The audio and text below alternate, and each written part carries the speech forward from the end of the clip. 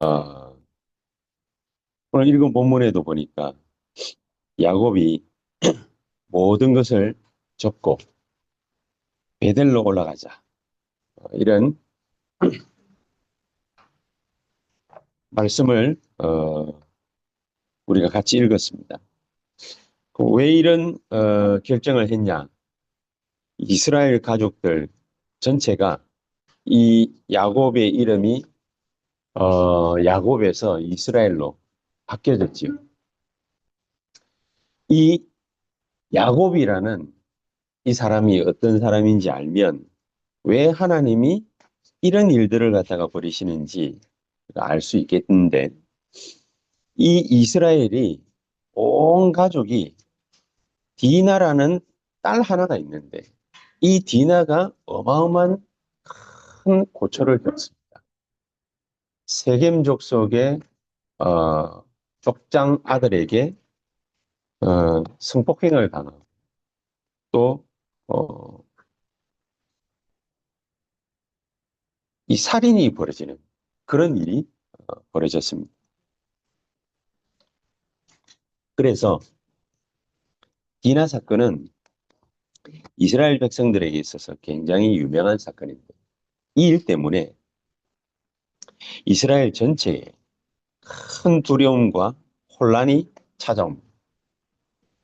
그것 때문에 야곱은 밤새도록 기도하다가 결단을 하게 됩니다. 그 뭐냐? 베델로 올라가자. 베델로 올라가자라는 말의 의미는 뭐냐? 자기가 태어나서 난생 처음으로 하나님의 은혜를 직접 체험을 했던 자리입니다. 야곱이 형의 칼날을 피해서 도망가다가 너무 피곤한 나머지 이 베델이라는 장소에서 돌을 갖다가 베고 잠을 자고 있는데 하늘에서 사다리죠, 사다리. 사다리가 쭉 내려오는데 거기에 천사들이 오르락 내리락 하더라. 그 영적인 체험을 갖다 하고 난 다음에 이 야곱이 그 자리에서 뭘 하느냐. 자기 엄마가 어, 도망가다가 혹시나 어려움 당할까 싶어서 이 기름을 갖다가 그때는 물물교환 시절이니까 기름을 갖다가 항아리에 넣어서 준 거를 그거를 팔아가지고 노잣돈을 해야 됩니다. 그런데 이 야곱이 그걸 그 자기가 돌베개 하고 잔 그 돌 위에다가 기름을 붓고 하나님 앞에 기도하는 그런 사건이 있었습니다. 그게 베델입니다. 그래서 그 자리에서 하나님의 큰 은혜를 갖다가 받고 하나님, 내가 다시 우리 집으로 돌아오는 날에는 하나님이 원하시는 세계복음화의 축복 속에 내가 들어가겠습니다. 그렇게 서원을 합니다. 이게 바로 베델에서 벌어졌던 일인데 이 베델을 기억을 하고 하나님 앞에 야곱이 완전 결단하는 장면. 자, 이건 뭘 의미를 하겠습니까? 특별한 일이 생겼습니다. 그렇지? 특별히 우리가 기도해야 될 만한 일이 생겼습니다. 그 말은 하나님이 특별한 계획이 그 사람에게 있다. 그 말이지. 어, 아무 문제 없는 데가 지구상에 딱 한 군데 있습니다. 아무 문제 없어요. 어디냐? 무덤. 무덤에는 찾아가면은 고요합니다. 와서 뭐 우는 사람이나 있을까? 고요합니다. 아무 문제 없습니다.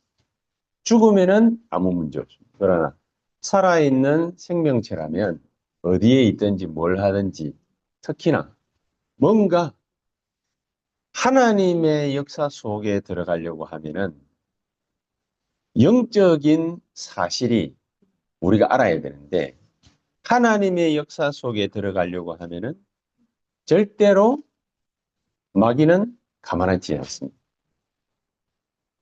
그래서 우리에게 분명히 역사를 하게 되어 있습니다. 그래서 특별한 기도할 만한 일이 생겼다. 그 말은 특별한 하나님의 계획이 있다. 그런 말이죠.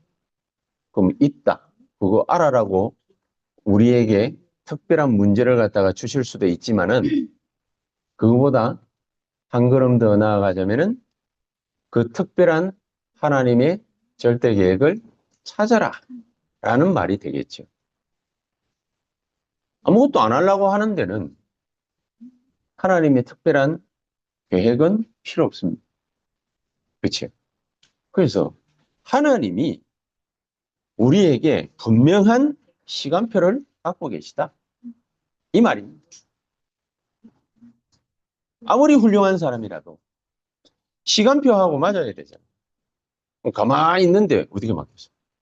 근데 이게 이제 분명히 하나님의 시간표는 어디인가는 있는데 누구인가는 있는데 뭘 할 때 틀림없이 있는데 우리가 이 하나님의 절대 계획을 어떻게 찾아낼 수 있겠냐? 하나님의 이 절대 시간표를 어떻게 하면은 찾아낼 수 있겠냐? 그 열쇠가 바로 전도 제자. 그 열쇠가. 하나님은 우리가 지지난주부터 2부 예배 때 말씀을 같이 나누고 있죠. 하나님의 눈길은 어디를 향해 있느냐? 누구를 향해 있느냐? 하나님의 계획에 아무 관심이 없는 사람에게는 하나님은 아무 일도 하시지 않습니다. 그 사람은 하나님 눈 밖에 있는 사람. 전도 제자는 하나님의 눈길 속에 있는 사람입니다. 그래서 이 사람에게는 하나님은 반드시 시간표를 갖고 계시다. 그래서 우리가 하나님의 절대 계획을 찾아낼 때, 이 하나님의 분명한 계획을 찾아낼 때, 하나님은 그 시간표를 맞추시는 것입니다. 사도행전 8장 26절에서 40절에도 빌립 집사가 복음 전할 생각을 안 가지고 있었다면 에디오피아 내시를 만날 수가 없겠지요. 그렇지 않겠습니까? 성령의 인도는 뭐가 성령의 인도냐? 내가 하는 일이 하나님의 뜻이 맞느냐 안 맞느냐가 성령의 인도가 아닙니다.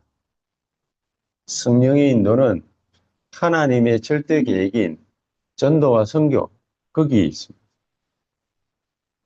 내가 그거하고 상관없는 사람이다. 그러면은 일반인이지. 일반 은총을 갖다가 받으면서 살아가면 됩니다. 그러나 하나님의 특별한 은혜와 은총이 넘치는 사람은 어떤 사람이냐? 이 하나님의 절대 계획 속에 있는 사람입니다. 그 하나님의 절대 계획 중 절대 계획이 뭡니까? 하나님의 시간표는 누구에게 어디에 있습니까? 그게 바로 세계복음화다. 아브라함이 이걸 몰라가지고 계속해서 고난을 당한 거 아닙니까? 그러다가 아브라함이 어느 날 잠시 깨닫고 자기가 앉은 그 자리에서 단을 쌌습니다. 그리고 그 자리에서 중요한 기도를 합니다. 자기 조카 롯을 내보내면서 네가 동하면 나는 서하고 네가 남하면 나는 북하겠다. 그게 무슨 기도입니까? 그 기도입니다. 그는 단순한 행위가 아니고 기도. 왜냐? 하나님의 계획이 분명해졌습니다. 나를 향한 하나님의 계획이 뭔지 눈치챘거든. 아브라함은 이전에 이래도 해보고 저래도 해봤습니다. 될 듯 될 듯 안 되거든요. 근데 뭐 때문에 안 되는지를 몰라. 그래서 계속 고생합니다. 고생하는 이유도 모릅니다. 아브라함. 그래서 계속 그렇게 살다가 어느 날 하나님의 큰 은혜죠. 조카 롯을 내보내는 것이 하나님의 뜻이다. 늘 따라다니는 불신앙의 꼬리표. 그를 잘라내고 아들 이삭을 낳기 전에 아브라함이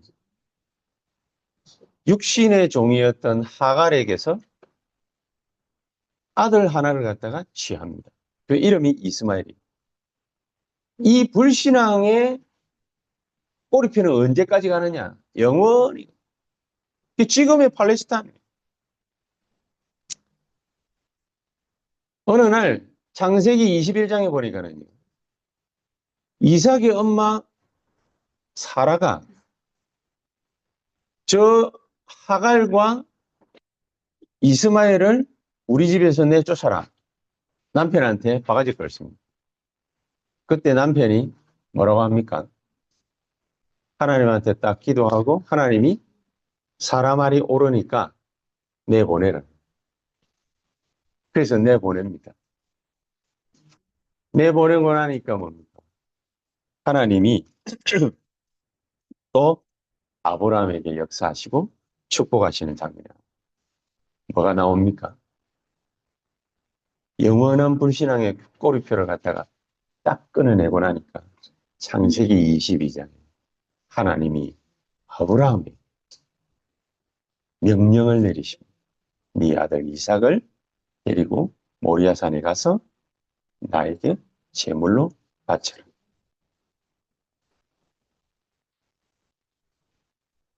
그 이후에 하나님의 시험은 아브라함에게 없었습니다. 엄청난 것이지. 우리에게 찾아와 있는 이 불신앙의 꼬리표 끊어내. 이런 삶의 규모를 갖다가 올바르게 하고 어쩌고 저쩌고 백날 해봐야 소용없습니다. 불신앙의 꼬리표를 갖다가 끊어내. 창세기 37장 1절에서 10절에 보니까 요셉의 엄마인 라헬이 하나님의 부름을 받고 소천하게 됩니다. 왜 라헬을, 요셉이 그렇게 귀중한 아들인데 왜 라헬을 하나님이 일찍 데려갔습니까? 왜 일찍 데려갔어요? 뭐 때문일까? 생각해 보셨습니까? 라헬은 일찍 데려간 이유가 있어요. 세계복음화 해야 될 요셉에게 가장 악영향을 줄 여자, 가장 사람 소리 많이 할 여자, 가장 세상적인 것을 줄 여자. 그래서 하나님이 그 모든 영향력 행세하는 것을 처음부터 분리시켜요. 그게 라헬이 일찍 죽은 이유입니다. 그래서 이것 때문에 요셉은 어려운 상황에 처하게 됐죠. 맞습니다. 어린 아이인데 엄마 품이 필요한데 엄마가 죽었으니 얼마나 형들한테 시기, 질투, 모함 이런 걸 막 겪었겠습니까? 요셉이 이걸 놓고서 또 얼마나 많이 기도를 했겠습니까? 근데 형들의 잘못을 갖다가 막 지적했다고 또 뭡니까? 탄압받습니다. 요셉이 이걸 놓고서 얼마나 특별 기도를 갖다가 많이 했겠습니까? 근데 하나님은 요셉에게 특별한 계획이 있음을 보여주십니다. 눈을 갖다가 탁 열어서 보여주십니다. 이게 뭡니까? 나는 너에게 세계 복음화를 향한 비전을 갖고 있어. 10명의 형들에게는 단 한 번도 얘기한 적이 없는 세계 복음화의 비전. 이거를 요셉에게다가 직접 얘기를 하십니다. 이 비전을 요셉에게 주신 것입니다. 우리에게 어려움이 왔을 때 가장 중요한 것이 무엇입니까? 하나님의 절대 계획을 발견하는 거죠. 이거 이외에 어려움에 대한 이유가 없습니다. 아, 이 사람 때문에, 저 사람 때문에, 교회가 어떻고, 다 우리 생각이지, 하나님의 숨은 계획은 뭐냐? 하나님의 시간표 속에 들어가라는 거예요. 여러분, 우리가 뭡니까? 이 어려운 과정 자체가 하나님의 시간표 속에 들어가라는 거거든요. 안 들어가려고 빠락빠락 개기면은 하나님은 뭡니까? 억지로 밀어 넣어 버립니다. 그렇죠? 430년 노예살인 우리가 원해서 했습니까? 이스라엘이 원해서 했습니까? 아니죠. 바벨론 포로, 로마의 속국, 전 세계 유랑민으로 떠도는 건 이스라엘이 원해서 한 게 아닙니다. 이스라엘이 원하는 거는 그냥 잘 먹고 잘 사는 겁니다. 그런데 0.1%의 그 렘넌트를 하나님이 찾아내 그 렘넌트들을 통해서 세계를 살리기 위해서 하나님은 그 일을 전 세계의 노예로 흩어버려 포로로 잡혀가게 속국을 만들어버려. 이게 바로 뭡니까? 하나님의 절대계획. 그 시간표 속으로 안 들어가려고 개긴 자들은 바벨론 포로로 안 끌려가려고요. 막 개긴 자들은 이스라엘에서 예루살렘에서 죽임을 당했어요. 하나님의 계획인 줄 알고 영안이 열려서 순순히 끌려가는 자들은 바벨론에 가가지고 다니엘처럼 하나님 앞에 완전 인생 결단을 아브라함처럼 단을 쌓는 것이 야곱처럼 베델로 올라가자. 이유가 뭐겠습니까? 이것 때문에. 하나님의 절대 계획을 갖다가 찾는 자는 하나님의 시간표 속으로 들어가는 것입니다. 이 세계복음화의 언약을 붙잡고 서원했던 자리로 다시 돌아가기를 야곱은 원했던 것입니다. 그래서 이 시간을 하나님은 누구에게 주시려고 하셨나요? 모세에게. 살인자로, 방랑자로, 도망자로 있는 게 아닙니다. 하나님은 이 시간을 모세에게 주시려고 하시고 특별한 기도의 시간을 모세에게 주시려고 하시고 이 시간에 하나님의 계획, 절대 계획을 딱 찾고 나니까 하나님이 어떻게 행하셨습니까? 어떻게 역사하셨습니까? 출애굽기 14장에 보니까 홍해 바다에서 홍해를 갈라버려요. 광야 40년 길을 하나님이 밤에는 불기둥, 낮에는 구름기둥으로 물이 없는 사막지대를 통과해야 되니까 반석을 깨뜨려서 생수를 갖다가 내요. 먹을 게 없으니까 하늘에서 만나를 갖다가 내려가지고 이스라엘 백성들을 먹여 살리신 거죠. 하나님은 그렇게 하셔. 이제 드디어 여호수아 3장에 보니까 이스라엘 백성들이 가나안 땅 안으로 이제 정복 전쟁하러 들어가야 돼요. 그런데 정복 전쟁하러 들어가기 전에 하나님은 요단강 앞에 이스라엘 백성들을 세웠습니다. 요단강 앞에. 이전에 홍해의 체험이 없는 광야에서 난 렘넌트들 그거 키워가지고 가나안 땅 들어가려고 하니 뭐가 필요합니까? 하나님의 절대 언약이 필요합니다. 절대 언약에 대한 증거가 필요한 거예요. 그래서 요단강 앞에 세운 것입니다. 하나님의 언약궤를 갖다가 맨 제사장의 발이 요단강에 딱 닿으니까 저 멀리서부터 뭐가 멈춰섰냐? 요단강을 흐르던 물이 멈췄어요. 하나님은 전 이스라엘 백성들로 하여금 공포에 떨게 하려고 하는 것이 아니라 뭘 하게 하신 것입니다. 특별 기도에 대한 절대적인 체험입니다. 이 귀중한 하나님의 역사를 우리가 외면하면은 증거를 못 붙잡잖아요. 세계복음화의 증거. 여호수아 6장에 보니까 일주일 동안 네 입에 말을 갖다가 드러내지 말고 입 꼭 다물고 6일 동안 하루에 한 바퀴씩 여리고를 갖다가 뱅뱅뱅 돌아라. 입 절대 열지 마라. 뭐 하라는 겁니까? 특별기도 속으로 들어가라. 이 하나님의 시간표 속으로 들어가라. 그렇죠. 우리가 지금 해야 될 행위가 어떤 행위냐? 2026년도에 12군데에다가 전도 지교회를 갖다가 세우는 전도 제자를 갖다가 찾아내는 전도 캠프, 이걸 갖다가 해야 되는데, 우리가 지금 해야 되는 시간표는 뭐냐? 이거 하기 위해서 하나님의 절대 시간표 속으로 들어가는 것이다. 그렇지 않겠습니까? 딴 거 뭐 많이 할 게 있겠습니까? 하나님의 절대 시간표 속으로. 그러니까 입 딱 다물고 모든 이스라엘 백성들은 여호와만 바라봐라. 그 말이지. 이걸 갖다가 잠시 까먹은 엘리야가 나만 남았습니다. 열왕기상 19장에 보면 나만 남았습니다. 나는 이제 더 이상 할 게 없습니다. 할 수 없습니다. 나를 죽여주십시오. 하나님이 엘리야에게 선서한 것이 뭡니까? 40일 기도입니다. 40일.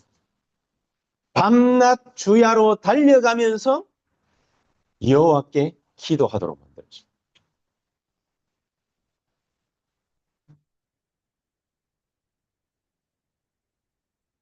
이렇게 하면서 이스라엘 백성들이 향한 하나님의 엘리야를 향한 메시지를 주시죠. 그게 뭡니까? 7천 제자를 갖다가 찾아내요. 이스라엘을 이끌어갈 차세대 지도자 엘리사를 찾아내서 세워라.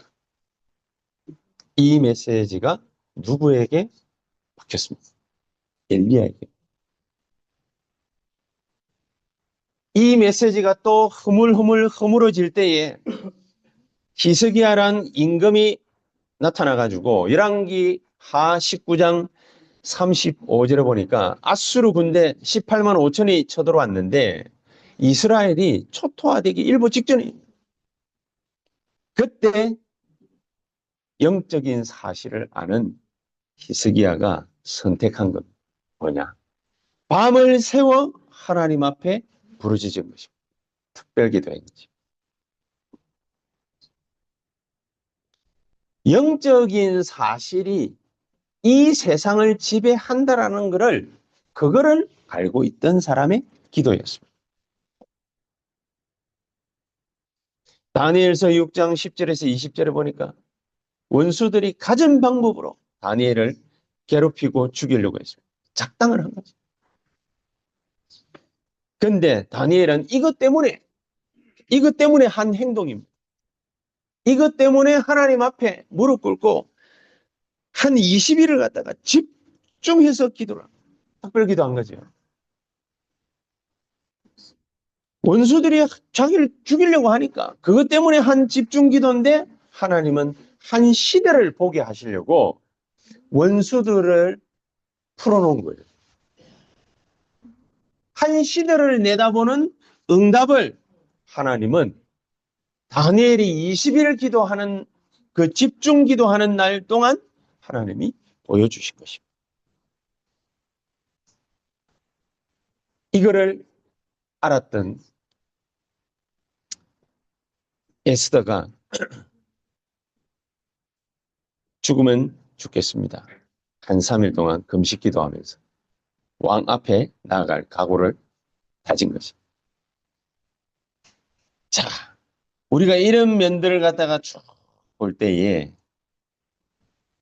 특별 기도는 그러면은 어떤 때에 해야 됩니까?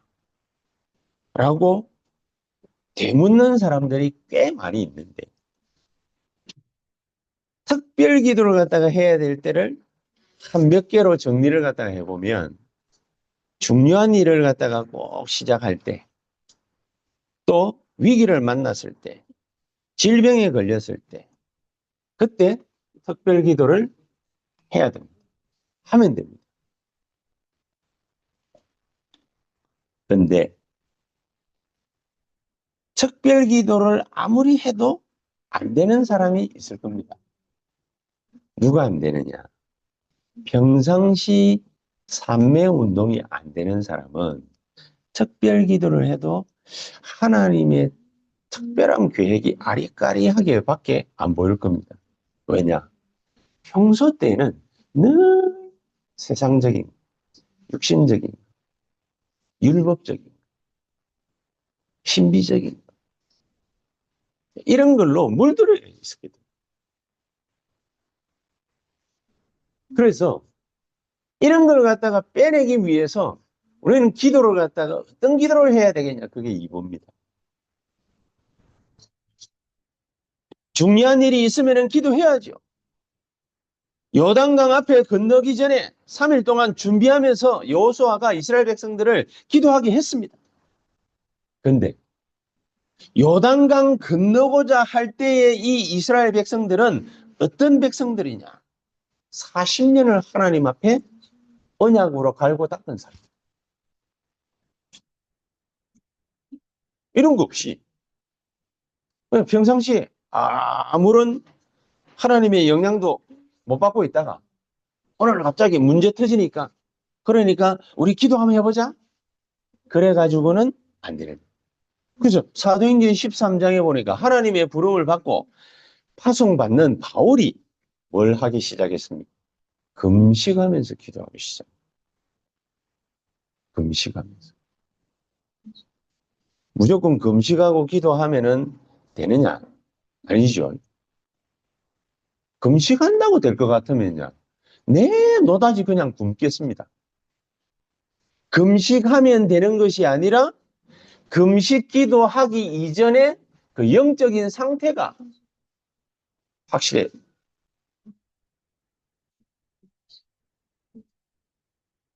위기를 만나기 이전에 우리의 영적인 상태가 어떠냐에 따라서 하나님의 계획이 달리 보이는. 뭘 잘 모르는 거예요. 아브라함이 뭐 이게 이상하게 잘 안 되는 거예요. 근데 나중에는 아브라함의 자세가 확실했습니다. 창세기 13장 18절 이후로는 아브라함의 자세가 확실했습니다. 얼마만큼 확실해요? 가나안 땅에 전쟁이 딱 터지니까 가병 318명 끌고 자기 조카 롯 잡으러 가잖아요. 그래서 모든 자기 앞에 있는 이스라엘 백성들의 반대되는 세력들 다 척결합니다. 우리에게 문제와 갈등이 올 수 있습니다. 하나님 앞에 특별 기도하면 됩니다. 그러나 하나님의 특별한 이 기도를 우리가 하고 인도받을 이유가 무엇인지를 정확하게 발견하려면 지금 이 시간이 중요한 거예요. 지금 이 시간. 지금 이 시간이 다른 걸로 가득 차 있으면은 하기가 힘듭니다. 자, 이게 분명해졌다면 우리가 어떤 기도를 갖다 특별 기도를 할 수 있겠냐? 첫 번째, 먹는 게 문제가 아니다. 이렇게 되는 거죠. 먹는 게 문제가 아니다. 그리고 얼마만큼 확실하게 했냐? 에스더 같은 경우에. 에스더 4장 16절에 보니까요. 당신은 가서 수산에 있는 유대인들을 다 모으고 나를 위하여 금식하되 밤낮 3일을 먹지도 말고 마시지도 마소서. 나도 나의 시녀와 더불어 이렇게 금식한 후에 규례를 어기고 왕에게 나아가리니 죽으면 죽으리이다. 죽겠다. 사도행전 13장 2절에 주를 섬겨 금식할 때에 성령이 이르시되 내가 불러 시키는 일을 위하여 바나바와 사울을 따로 세우라. 이게 금식. 또 무슨 기도를 할 수 있냐? 지금 잠잘 때냐? 지금 잠잘 때. 철학이다. 히스기야는 자기 목숨뿐만 아니라 예루살렘과 온 이스라엘의 목숨이 경각에 달해 있습니다.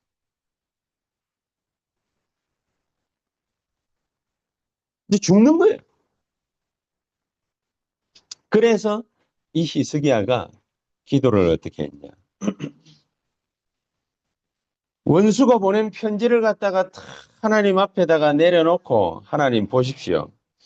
이렇게 교만한 놈이 당신의 자녀들, 당신의 백성들을 죽이겠다고 달려왔습니다.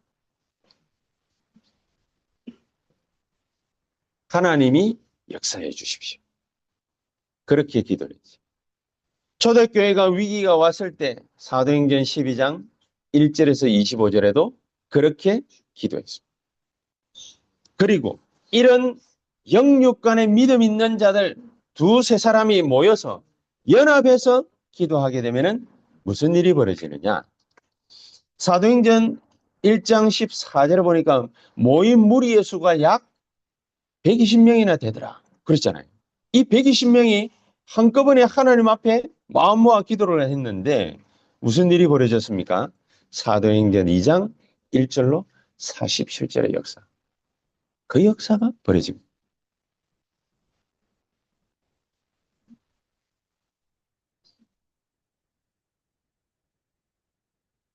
두세 사람이 내 이름으로 모인 그 자리에는 내가 그들 중에 함께 있는다. 결론입니다.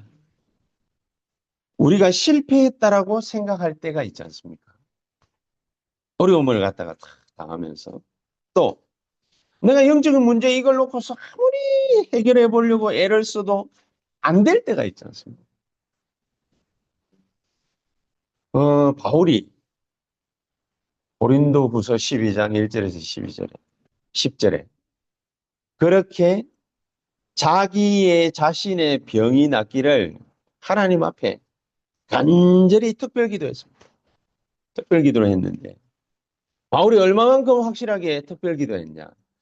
내 몸 밖에 있는지 몸 안에 있는지 모를 정도로 기도했다 그랬어요. 이게 특별 기도고 이게 집중 기도입니다. 근데 바울의 병이 나았습니까? 안 나았습니까? 안 나았지요. 근데 하나님이 바울에게 주신 말씀이 이랬습니다. 네가 받은 은혜가 너무 크다.